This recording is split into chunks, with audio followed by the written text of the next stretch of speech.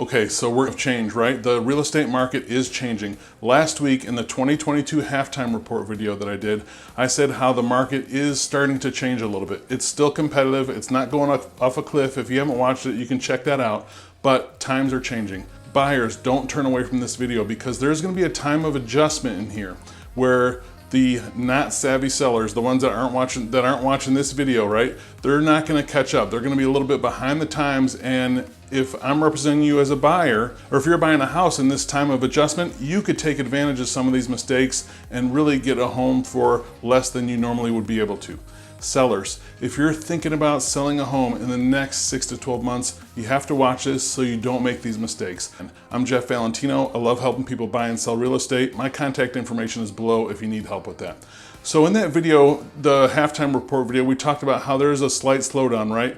I just looked today. This is for, a couple different reasons. One is total number of active listings. At the beginning of the year, there was about 1,000, sometimes a little less, total active listings between Winston-Salem, Greensboro, High Point, and all the surrounding area, the entire Triad. Right now, between active and coming soon listings, we're a little over 2,000 total for Winston-Salem, Greensboro, the entire Triad area. Now that is still overall low inventory, but when you combine about twice the amount of houses that we had with the rise in interest rates that we've seen, with some buyers just taking a break, they're going on vacation, they're just collecting their thoughts, whatever the case may be, it's going to provide more opportunities, more houses. So sellers, you have to position yourself just a little bit different than you did even just 2 months ago. We're going to talk about these mistakes that sellers are making right now. If you're thinking about selling in the next 6 to 12 months, don't make these mistakes. Let's get right into it. So the first one probably sounds kind of obvious, but I want to talk through it just a little bit, and that is pricing your home incorrectly. That's a huge mistake. So think about what buyers have gone through for the last 2 years, right? They've been conditioned, right? They've heard, they've seen, they've witnessed this firsthand of these homes going for extraordinarily over asking price. They're thinking, they're sorting in their mind, if I see 400, I gotta offer 415 or 420. So if you price your home incorrectly, it could just really be catastrophic because buyers will eliminate it before they even get through half the pictures because they're thinking they have to offer over asking price. It used to be when you have a solid comp that sold for $400,000 in Winston-Salem and you're gonna come on the market in the next 3 to 4 weeks, you can price it at $425. People would pay $425. You might even get $450 for it. I'm telling you that is not what's going on right now. Now, of course, real estate is always local, and even in local, it's hyper local, right? This street in Ardmore is gonna bring a premium. That area in Old Irving Park is always gonna be super, super desirable. So of course it's gonna be hyper local, but in general, in the Triad, you can't just throw a price on your house and people are gonna come look at it and make offers. I had a seller that was just listing their home and they saw that houses were starting to sit on the market at a price point about here. They were intelligent and priced just under where those were sitting. They got an offer right away, over asking price, we're able to accept it, and where others are gonna end up having to try to chase the market down, it's terrible when you price your home incorrectly in a changing market like this. All right, the next big mistake I'm seeing that sellers are making in this market is they're not having their home show ready. And I'm gonna challenge you here. I'm gonna give you a little bit of a challenge to make a mindset shift. I understand almost all of you that are thinking about selling, you have to live in your house, right? It has to be accessible if you, to work and cook and raise kids and stuff like that. I understand, but I'm gonna challenge you to just a little bit of a mindset shift. Start to think of your home instead of your home. Start to think of it as an asset. Think of it as a business. Think of it as a business with a stock price. Our job during this next time where we're gonna go on the market is not to have it be your home, it's to present your business so we can get the highest price for its stock.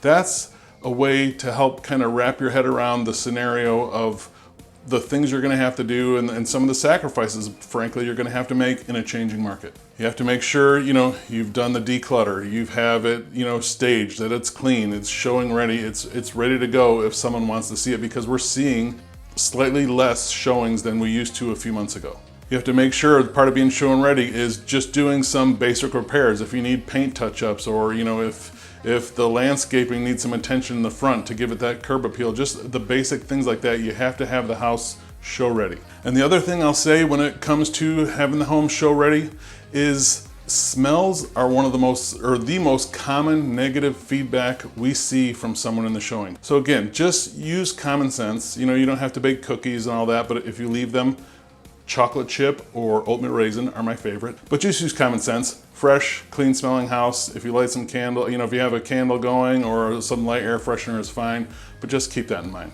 All right, the next mistake that I see sellers make is they're automatically just thinking about the highest dollar amount on the offer. They're just literally thinking about the bottom line dollar amount. When really we have to take the whole big picture into consideration with that offer. Is this offer contingent on them selling their house? What is in this offer that's showing that they can close? Are they, you know, using a reputable lender that you know? Or has the listing agent actually called that lender and said, hey, we're looking at an offer for one of your clients. Are they through underwriting? Have you verified income and assets? You know, you got to go those next extra steps on there, because there is more than just the highest dollar amount. You know, I had a buyer client that I represented a little while back. We actually got a house. We were not the highest price offer. We were up against the cash offer. We were 10% down, conventional financing. We didn't have to sell a house, but we were nothing special, right? We weren't half down. We weren't cash. We didn't even offer the highest due diligence amount. But what I was able to do in talking to the listing agent is able to help them understand is my client can close. You know, I'm recording this at the end of June 2022. I've already done 20 deals so far this year just from people I've met through YouTube. And all of them, except one, has closed their deal. The one that didn't was an investor that decided not to invest here after all, so he canceled during his due diligence period, but every other buyer that I've brought has been able to close. I have a local lender that I've done dozens of deals with. When I can sit down and explain this, that can help overcome a gap if we are not always the highest priced offer. So again, you have to look at more than just the dollar amount on these offers. You have to take the whole picture into consideration, because we need to have someone that not only can make a good offer, but they can close. They can close on the offer that they're making. All right, next big mistake that I'm seeing sellers make, and you should not make if you're thinking of selling in the next 6 to 12 months, is they are not brilliant at the basics. And what do I mean by that? Brilliant at the basics, because there are so many more homes on the market, right? There's a lot more things for potential buyers to sort through. So here's what they do. They get on Zillow. They know I want to live in this area. They know this is my price range, and they start sorting. And now, because there is literally twice the amount of homes that there were a few months ago, they're going quicker. They still have the same amount of time in their day that they're devoting to their home search. So instead of looking through all 40 of your pictures, they're gonna look at the first couple. If they don't grab them, if they don't appeal to them, they're on to the next one. So one of the basics that you could do is really have your house stand out. And I mean that in not only the photographs, of course, a basic should be professional photography. If your agent is gonna bust it out on their cell phone, and even if it is the newest iPhone, they're probably not a professional photographer too. If they're gonna do that, just try to get someone that's going to do professional photography. There should be a video made for every listing, but you should also make sure that your house stands out in the remarks. We need to paint a picture and really tell the story beyond just giving the 3-bedroom, 2-bath, you know, the data. It has to be a little bit of a story about your home, why you like it, what's unique about it, and unique about your area. You know, so you live in Winston-Salem, sure. You live in Sherwood Forest. Everybody knows that's a great area. But what makes that neighborhood, or what makes your spot in that neighborhood stand out even more? Are you in a cul-de-sac? Or do you back up to woods? Or, you know, you're right near the greenway? But, you know, you have to tell the story about your house and some of the things that you've done to it, maybe a little bit of why you like it. You don't want to get them too lengthy in there. But again, you have to, one of the basics is telling a story about your house and what makes it special, because there are more for people to choose from right now. Here's an extreme example of what not to do. This is an actual listing that I pulled off of Zillow. We'll put that on the screen right now. That's not getting it done. But other basics, like I said, your house, every listing should have a video. And I don't mean a slide or virtual tour where it just cycles through the listing photos. I mean a production, a video production where it shows, you know, and it's a clue of how the home is going to be marketed. Is your agent calling up the showings after for feedback to see if there's something maybe they missed? Maybe they didn't know about the community pool and that was really important to them. But you have to start being really brilliant at the basics. It's not where it was before, where we could just throw something on the MLS and it's going to get traffic and offers. We're in a different time. So that one, you know, the basics, that's a partnership between you and your listing agent. I hope it's me. If it's not, that's fine. But you know, a lot of those basics are going to be a partnership between you two. This next one, this should be solely on the agent, but you really need to press that agent on what the details of this next part, because it's a huge mistake. And frankly, agents kind of the last couple of years, listing agents, they got a little lazy, because you could put a house on with subpar photos, with not a great description or remarks, and it was still going to get traffic just because there was no, it was almost people had to come and see it. Well, the next mistake that I'm talking about is not having a marketing plan. And I mean a detailed, specific marketing plan for that house. It's not going to be one of these cookie cutter ones where everybody that does the same thing. Here's our 7 pictures. They're laid out in this order.